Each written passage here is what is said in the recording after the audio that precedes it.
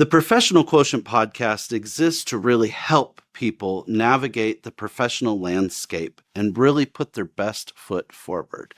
And it is brought to you by a sponsor, MarketScale, that does the same thing for companies. They're empowering subject matter experts to becoming your content creators to bring your company into the 21st century. So be sure to check them out.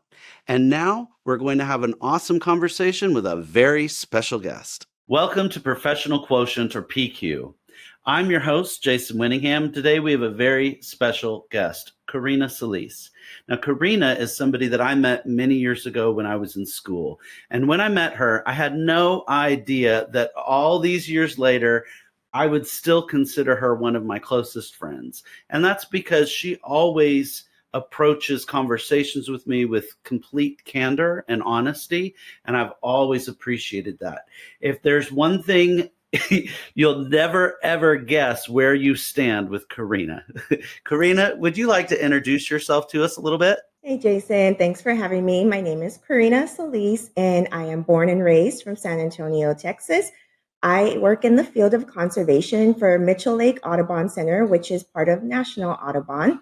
And my title is Land and Conservation Coordinator. Awesome. And let me start off by asking, is this a field that you thought you would get into when you were a child, or is it something that developed along the way? When I was younger, I always had a love for nature, animals in particular. And I thought when I was really young and had lots of hopes and dreams, right? Like I always thought that I might work with animals in some sort of way. But then when I got to high school, I was really bad at biology, like horribly bad. I actually think part of the reason was that I didn't have a great biology teacher now that I look back on it, but part of it was me too. But when I realized how bad I was like, oh, maybe this isn't the field for me. So I kind of just gave up on it and I went into a different field. I went to school the first time for psychology, and it was something that really interested me too, though I like thinking about the way things work and the way people's minds work. And I really liked it. But I didn't finish my degree. Life happened. And yeah, I didn't end up finishing. So then I ended up actually kind of in corporate world where I never thought I would be, but the money was good. And I stayed there for a while until certain things in my life happened that led me back to biology. And I went back to school later on in life as an older adult and non-traditional student. And yeah, I think this is where I was always supposed to be, though. I'm glad that you had the courage to go back, because some people will let that hesitation of being a non-traditional student prevent them from continuing. So well done on finishing that. And now that you're in this field, do you have a normal day to day? What does your job look like if somebody was on the outside looking in and wanting to know more about it? Yeah, actually, I don't have a normal day today, which is something I really love about my job. When I was in corporate America, my day was very repetitive. And it was one of the things that I couldn't stand. I hated being in a cubicle every day, 8 hours a day. And it was just suffocating, basically. It's not how I was supposed to be in a job. So one of the things I like about this particular job is that it's something different every day. I can be out working in the gardens. I could be out working on trails. I could be doing some random project that I thought of here. There's certain things I have to do on the computer, invoices and stuff. So like when I get tired of working outside or too hot or need to take a break, like I'll be able to come in and work on those things. And it's kind of, I'm very fortunate that I have the discretion to work my own time management. So as long as I get the stuff done, it doesn't matter in what order I get it done in. So it's nice to have that kind of freedom and flexibility in a role, for sure.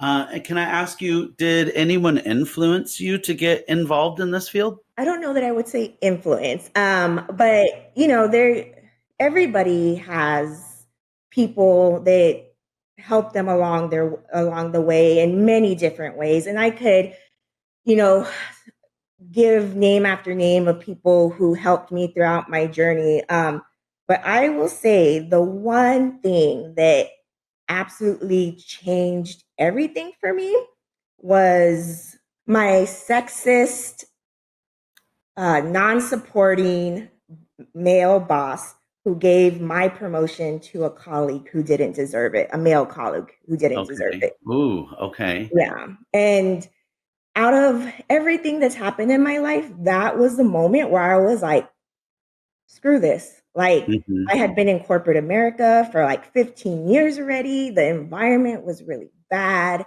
Hmm. The job felt soul sucking, and not because of the job itself. The job was fine, but the environment was Mm. horrible. Having a boss who was misogynist, sexist, not having my back when I needed to have my back, and just working in a very unhealthy environment, it changed everything for me. I got so tired of it. And, at some point there was like everything in my bones was telling me to leave this job.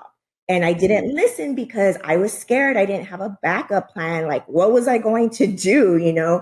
And it just kept on getting worse. And I literally felt like God, the universe, whatever you want to call it, was like forcing things to get worse so I would leave this area. I really feel that in my bones. And so, um, yeah, I quit and I was like, peace out. I decided to go back to school. And that's kind of how where my journey went is and why I ended up back in school as a non-traditional student. It was because I had a horrible boss and I just got so sick of that environment that I was like, anything is better than this. I quit, went back to school, and after that, everything started falling into place for me. Not Don't get me wrong, it was hard. Like, I was a single mom at the time, non-traditional student. I mean, I went from making good money to hardly anything. And I had to make a lot of different sacrifices, to get through it, but I got through it and it was the best thing that could have happened to me. And I say it all the time when I talk to people. I don't think I would have left corporate America had it not been for him. So shout out to that boss because he really did change my life in the best way possible just by being a jerk, really. Well, there's certainly a silver lining on every dark cloud, and I guess you found it. So good for you. I typically ask each guest what challenges they've had in the workplace and how they've either circumnavigated it or overcome it or knocked the wall down. You've certainly shared some of these challenges. Would you like to add any more to that? Yeah, so definitely early on in my career, there was that part. And I think one of the big reasons, aside from me being scared of not having a backup plan, but was also kind of just not really believing in myself. Like, yeah, there is this, like, what am I gonna do? But it was also came from a place of self-doubt. Like, well, I'm already in my 30s. Like, really, what am I going to do besides what I've been doing for the last 15 years? Well, not 15, but like 10 years. Um, so there was definitely some self doubt there. Um, and I think that carried over when I first started this job. So I actually started this job as an intern. Yeah, so I went back to school. They had a work study program. And so they partnered with different organizations around San Antonio. And the school would pay you through financial aid to work for these mainly nonprofits.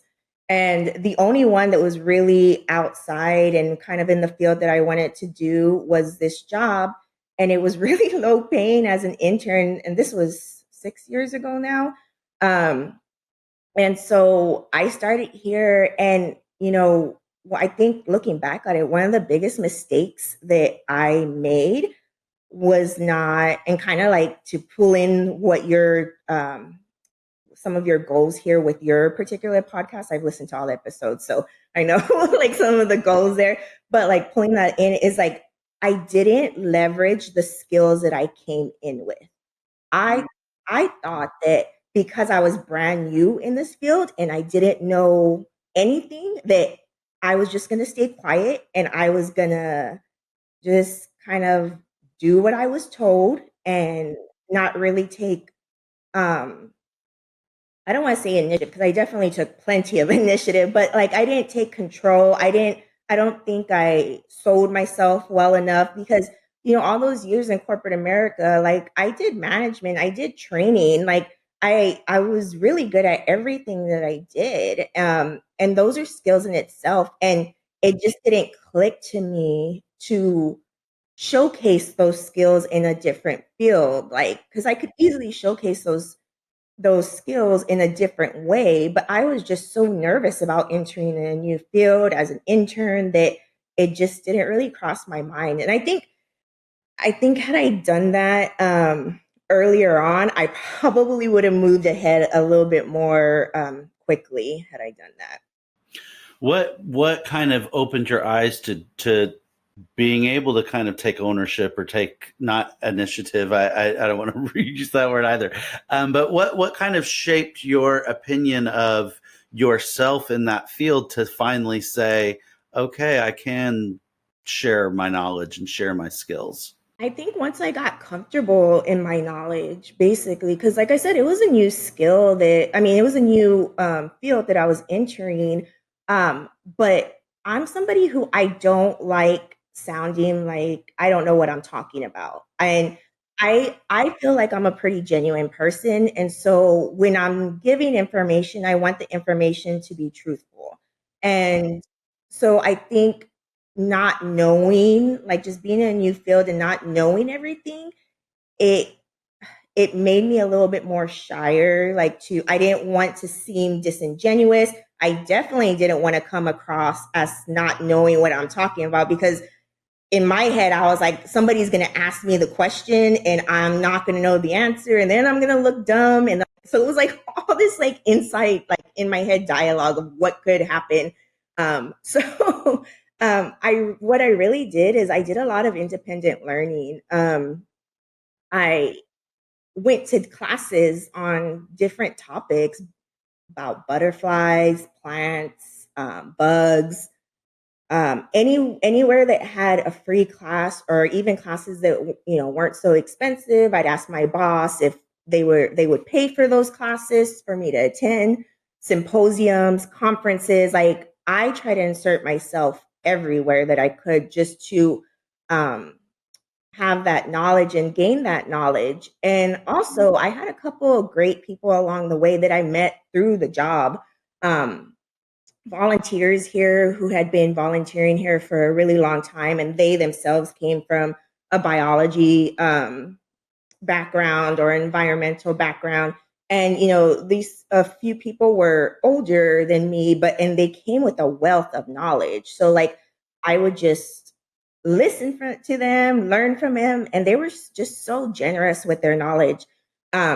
So that really, really helped. And once I started feeling really confident in my knowledge, then I was like, okay, like then I started feeling more confident in myself and comfortable in myself. And so then like those skills, the leadership skills that I have, the organizational skills I have, the taking risk and taking initiative and making executive direct decisions without asking anybody because I'm confident in my knowledge, all of that just like came out very, very easily. It was that whole like first part of just feeling unsure about my knowledge that kept me from moving forward. Sure. And I think that's so natural because anytime we go into a new working environment, it's almost like learning a new language, even if we're speaking English, but it's or whatever language we're all speaking, it's still a new company culture. There's still new things. But what I'm curious is the dreaded, you shared that you're like almost waiting for somebody to ask you a question that's going to expose your ignorance. Yeah. Did that ever happen? Yeah. It did? Oh, okay. Yes.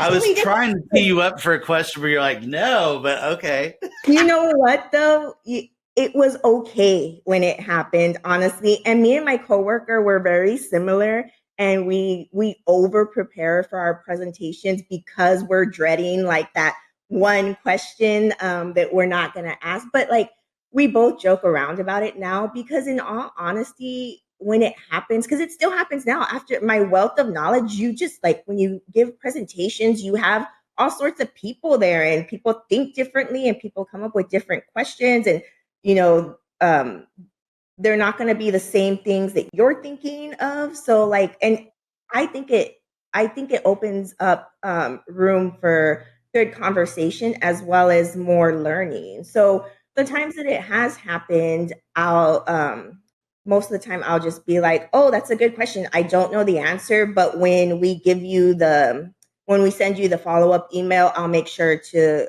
include the answer in there." And then I'll go research it or ask somebody I know if it's an expertise in that area, if they know the answer. And I always make sure to provide the answer afterwards. But I honestly, I just stopped caring. I like it really isn't a big deal to say I don't know the answer. So Exactly. Yeah. And that's really where I was hoping to kind of drive the point, because I know from my own experience that in a role that I sat in for years, I always expected that somebody was going to come give me an assignment I wouldn't know how to do.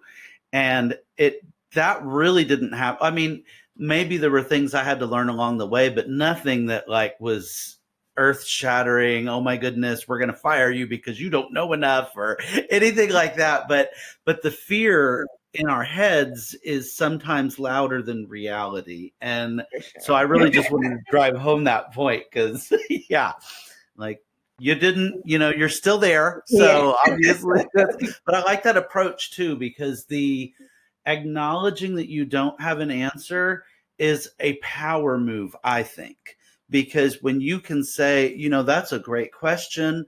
I don't want to steer you in the wrong direction. So let me verify this, or let me circle back with you, or let's connect after this meeting and we'll dive into it. All those approaches are way better than making something up on the spot, because then somebody's going to call you out and be Oh like, yeah, for sure. people can sniff out BS real quick. That is true. And I'm one of those people too who can sniff out BS. So I know, I try to things that bother me, I try not to be that way. So I wouldn't want somebody to give me a fake answer. To me it would discredit them as a presenter and I don't want to be that. So Absolutely. Absolutely. Well, I appreciate you for sharing a bit about what your field looks like and some of your challenges. When it comes to the PQ podcast, we do also like to focus on the aspects of our PQ that we find to be the most valuable. Um, and typically, I'll share that that's our skills, knowledge, experience, education, and our community or network. Out of those things, what do you feel is the most valuable to you right now in your life? knowledge and network slash community are two of the most important things right now. I value my knowledge because I did the work. Like I did the work to know those things, and not only through independent learning but hands-on experience. Um, so I really value that. I love being able to share my knowledge too with people. Like one of the things that I do is teach people about the benefits of native plants. So I have at my job, we have about 4,000 square feet of native plant demonstration gardens. So when people come to visit us, they can take a look at those plants and be like, oh, I could plant this in my yard, right? But like just, I now consider myself an expert in the matter. And I love being able to share my knowledge because I think it's beneficial in so many ways. It's beneficial to the environment, but it's also beneficial to us like as human beings, right? To be out there connecting in nature, being in the garden, also feeling good about yourself that you are helping pollinators and all sorts of wildlife and stuff. So I I value that very much. So, and then as far as my community and network, man, I've had so many supportive people along the way that I met through work. The people who are involved in this community, like anything nature related, environment related. I mean, there's so many people, and there's just, I mean, it's a wealth of knowledge. And everybody that I have met within this community is so generous about their knowledge. Like, everybody is just kind of like a nerd and wants to nerd out with anybody else who will nerd out with them, or who even just listen to them while they nerd out. And it's been, not only has it been just amazing to see the people in the community sharing their knowledge, but it also has made me feel like I like belong in this area, because in the past, I don't think I've ever really had friends who were super into the things I was into. It was always like things that I read about or really liked looking up or going to on my own, or sometimes like friends who would are being good friends and they're going just to go with me, but not necessarily interested in it. But then having this whole group of community of people who are like, super interested in, butterflies or frogs or dragonflies or lightning bugs, and like we're just talking about everything. It just feels so good to be like around these people that have all the same, think all the same things, or is cool like you do. So Oh, it's so easy to nerd out with people when we speak the same terminology and language, and when we're all passionate about something that's shared. Now, can I ask, where are you finding the community of people that are all passionate about your same shared interest? I mean, I don't know about in other cities, but here in San Antonio, and from what I've seen, most major cities, I mean, just it's everywhere. It really is. Like, just looking up organizations that are in the field, like looking up Audubon centers where you're at, looking up Native Plant Society centers where you're at.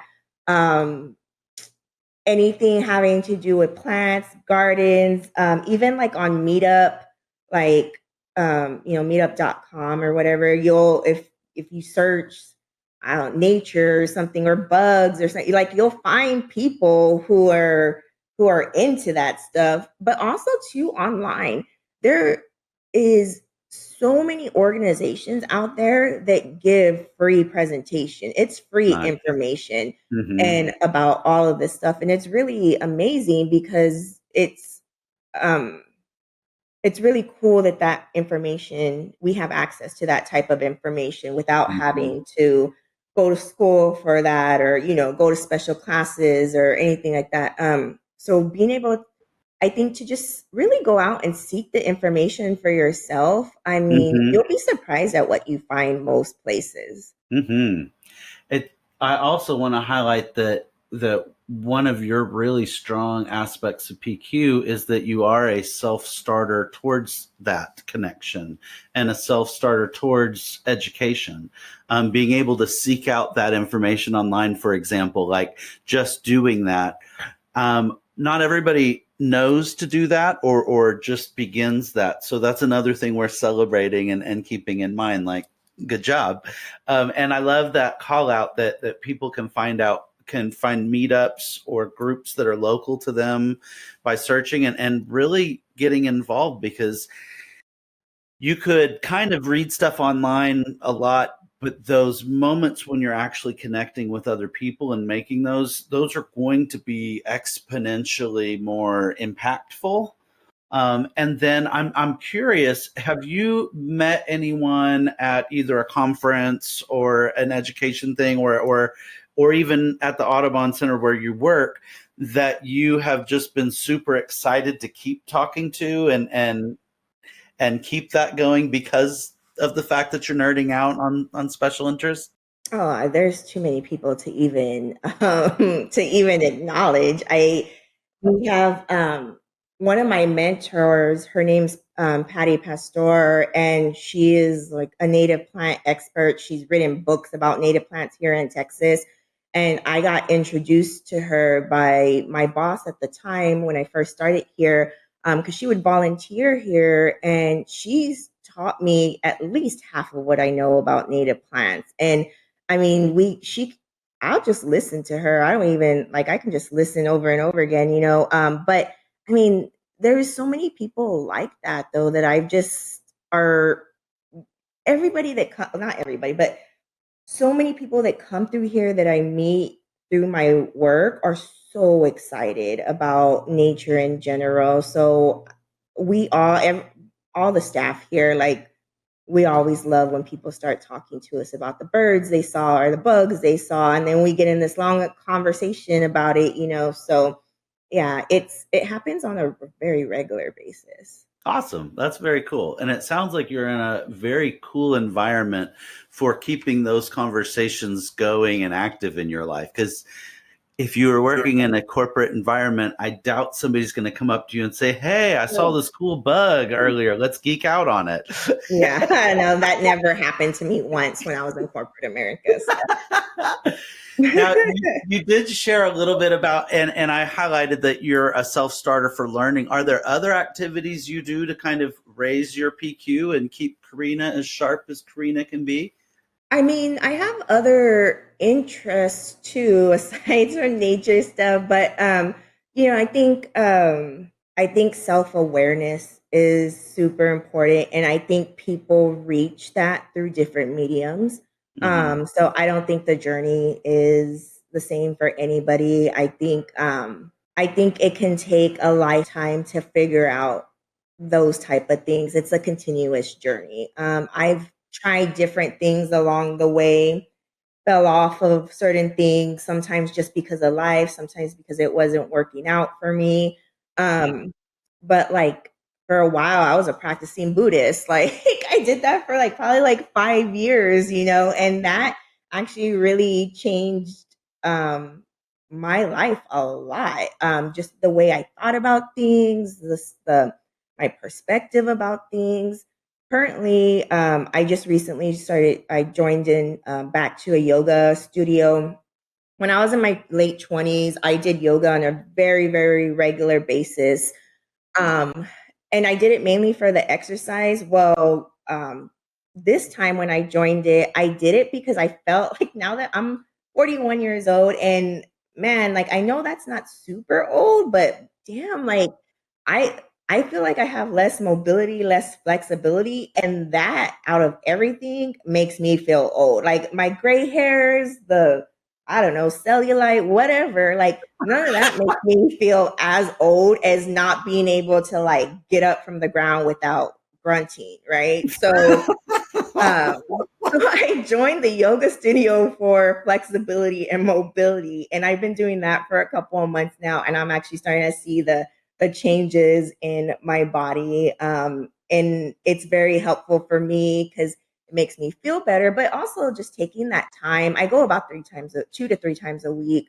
Awesome. That hour during that class, and just taking it to myself to relax in a different way and to self-reflect in a different way, or sometimes to just get rid of all the thoughts Mm-hmm. that I constantly Mm-hmm. have going on in my head. So yeah. That's cool. And I can't help but ask, do you grunt or groan when you're doing any yoga poses? No, I would never do that. No matter what it took for me to not make any noises, I would do it, because yeah, that would be really I embarrassing. would probably be a super old man sounding yoga practitioner. Oh, that's Yeah, no, funny. thankfully I haven't done that. Hopefully you don't jinx me and I like let out some. I even like a couple of weeks ago I got a cramp, like a Charlie horse in my foot while I was in yoga, and And you I powered through? no, I Oh, you couldn't. did? Like, have you ever gotten a cramp in your foot? You can't power through that. but but I jumped out of the pose and like jumped up, and my instructor was like, "Are you okay?" I was the only person in the class at that time, Oh, and so okay. she was like, "Are you okay?" And I was like, "Yeah, I got a cramp in my foot." I was like, "But I'm okay now." But I still didn't make a sound. I may have like, You may have jumped, but you didn't make a sound. Well, yeah. good. You get points for that. Excellent. Let's say if someone were looking at your career and they're saying, "Oh my goodness, Karina's doing exactly what I want to do with my life." And let's assume that they haven't begun the path of education or anything yet. What advice would you tell them? How would you encourage them to get involved? Would it be through volunteering, internships, education? What would you advise them if they want to get involved? All three of those things for sure. Volunteering, internships, and education. One thing when I was in high school or even the first time around in college, I didn't realize how many internships there were out there. And a lot of them, the majority of them now are paid internships. And in my field, I can't speak to other fields, but in my field, there's a good amount of internships um, to get into my field. And I recommend that to anybody to do that if they're wanting to get in the field because, excuse me, it looks great on your resume, but it also just builds that hands-on experience. And just getting knowledge from people who are in the field is priceless. It really, really is. Volunteering, I think, is a great way to, again, it looks great on your resume. You feel good about yourself because you're helping out. And a lot of the times you make unexpected connections and not just friends, but people to network in. Like you'll meet somebody who knows somebody who works here, and like you talk with them and they're like, oh, well, you should talk to this person. Like, and it happens really easily just by going out to a volunteer event and helping out your community or organization that you're supporting. And then different education. I am a huge component. I think one of the strongest skills you can have in your life is to be an independent learner. I think that if you go out and seek knowledge, the knowledge is there, especially in our day and age. It is there for you to have. So go out, seek those online classes, the free classes. There's so many out there.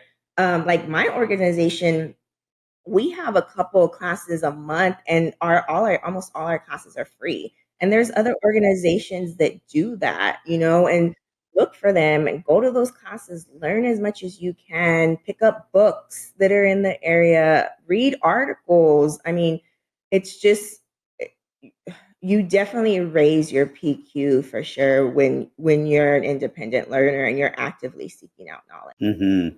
And it's also, I just have to call out that each of those things, whether it's internship, continually learning, volunteering opportunities, all of those are building up your knowledge base and your terminology so that those moments when you're early on in your career, you can feel more confident when you start as well. So those, and I'm with you. I didn't hear too much about internships when we were in school. And I really like if I don't live life with a lot of regrets. I'm just not that type of person. But if there was one thing that I wish I could go back in time and tell myself, it would be intern at a few different places. Like try things out because really that hands-on experience is your best bet because you could learn about something from a book or like an industry, but until you're actually in it, you you know it's just I don't know hypothesis or whatever until you're doing it, and then once you're doing it it's like, oh, okay. I mean, for an example with me is many years back I had a great colleague named Amy who taught me basically how to be a graphic designer. And had I been even just a little introduced to that at an earlier point, I probably would have done schooling on it, learned the legitimate way to do that. And so I'm a huge proponent of internships now, not having ever done them myself. But I love that your career here started with an internship. I think that's really a good testament. And let me tell you, I was pissed when I got to be an older adult and I found out there were so many internship opportunities. I was like, why the hell did nobody tell me about this? Like, I was so mad. I was like, I could have been doing this kind of stuff. And even, I came across the internship, the work study program at my school by chance. My best friend at the time was going to the same school too. but he was in his last year, and I think I was just starting. And he told me about the work study program. And I was like, oh, I had never heard about that. And he was like, yeah. He was like, you can go get information about it. So I was like, oh, maybe I'll try that. And I went and I tried. And then here I am 6 years later in a career that I love, all because of that opportunity. And it was just by my best friend mentioning it. It wasn't even, I didn't even see it advertised in the school. Mm-hmm. And one final question on internships, specifically where you're at. How early do people need to be applying to internships? It really depends. Internships are so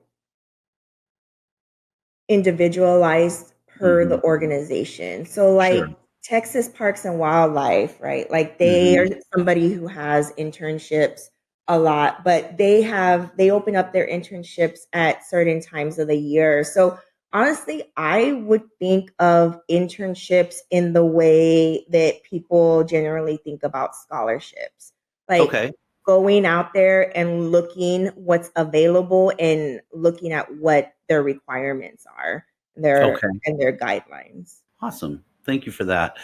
And do you have any recommendations on a guest that we could bring onto the PQ podcast to hear from them? I mean, I have a bunch of people that would be really cool to talk to, but I think for your podcast, particularly my friend Angel Olivares, I actually met her when I was in the corporate world. And I had no idea, kind of like what you said at the beginning, I had no idea that 10 years later, we would still be friends. And she's one of my best friends now. And she's an amazing person. But the reason why I think that she'd be great for the podcast is because she was a college advisor at UTSA here in at the college here in San Antonio. It's like one of the bigger colleges here in San Antonio. Mm-hmm. So she did that for a while, and now she is an advisor for the Alamo colleges, but for like the adult programs, like so non-traditional students who are looking for like trade school or Cool. certificates, like with their CDL, things like that. She helps them get into programs like that. So I think for the purpose, like one of the goals for your podcast is to introduce your listeners to all different types of careers that are out there. So what Mm-hmm. better way to ask somebody who advises people on the different type of careers that are Great out call. I there? would love help being introduced to her, and I would love to have her as a guest. Thank you. Yeah, no problem. And finally, I love to give each of my guests an opportunity to spotlight or highlight anything at all that they would like to spotlight. Is there anything that you would like to shine a light on?